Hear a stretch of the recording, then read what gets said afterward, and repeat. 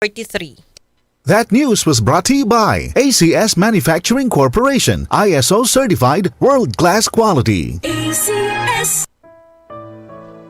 Pagbasa sa Aklat ng Kawikaan, Kabanata 12, talata 1 hanggang 28, ang taong may unawa ay tumatanggap ng payo, ngunit ayaw mapaalalahanan ang matigas ang ulo. Si Yahweh ay nalulugod sa taong matuwid, ngunit sa masasama siya ay nagagalit. Ang makasalanan ay hindi mapapanatag, ngunit ang matuwid ay hindi matitinag. Ang mabuting babae ay karangalan ng asawa, ngunit kanser sa buto ang masamang asawa. Ang taong matuwid ay mabuting makiharap, ngunit ang masama ay bihira lang magtapat. Pumapatay ng lihim ang mga pangungusap ng masama, ngunit ang salita ng matuwid ay nagliligtas sa kapwa. Ang masama ay lubusang mapaparam at di na magbabalik, ngunit ang sambahayan ng matuwid mananatiling nakatindig. Ang taong matalino ay magkakamit ng karangalan, ngunit ang aanihin ng masama ay pagkutsa lang. Ang maralitang nagsisikap ay mabuting di hamak kaysa nagkukunwang mayaman, ngunit sa gutom nakasadlak. Kahit sa kanyang mga hayop ang matuwid ay mabait, ngunit ang masama kahit kanino ay sadyang mabagsik. Ang taong masipag ay sagana sa lahat, ngunit ang isang hangal sa yaman ay salat. Ang nais ng masama ay puro kasamaan, ngunit ang tuntungan ng matuwid ay hindi magmamaliw. Ang masama ay nahuhuli sa salita ng kanyang bibig, ngunit ang matuwid ay malayo sa ligalig.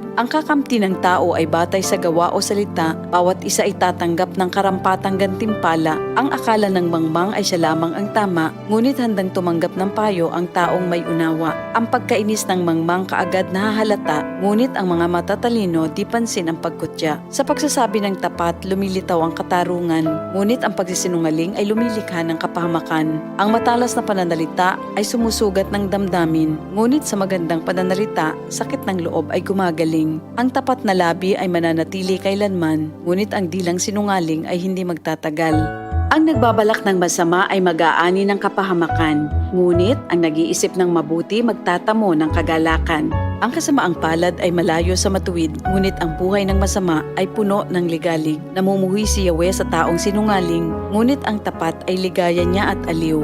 Di agad sinasabi ang alam ng matalino, ngunit kahangalan ay inihahayag ng mangmang na tao. Balang araw, ang masikap ang mamamahala, ngunit ang tamad ay mananatiling alila. Nagpapahina sa loob ng isang tao ang kabalisahan, ngunit ang magandang balita ay may dulot na kasiglahan.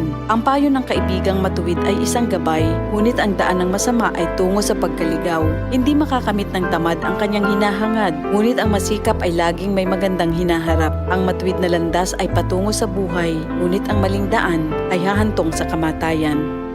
Ito ang salita ng Diyos. Ang programa kompleto sa rekados, local at national news, balita sa iba't ibang probinsya, world showbiz at sports news. May pampag-good vibes na balita para sa inyong umaga. Unang radyo, unang balita. Unang radyo, unang balita. Tuwing alas 5 hanggang alas 7 ng umaga. Araw-araw kasama sina Jane Martin at Sander Kayapia. Unang radyo, unang balita sa DCXL News 558 live sa radio at online.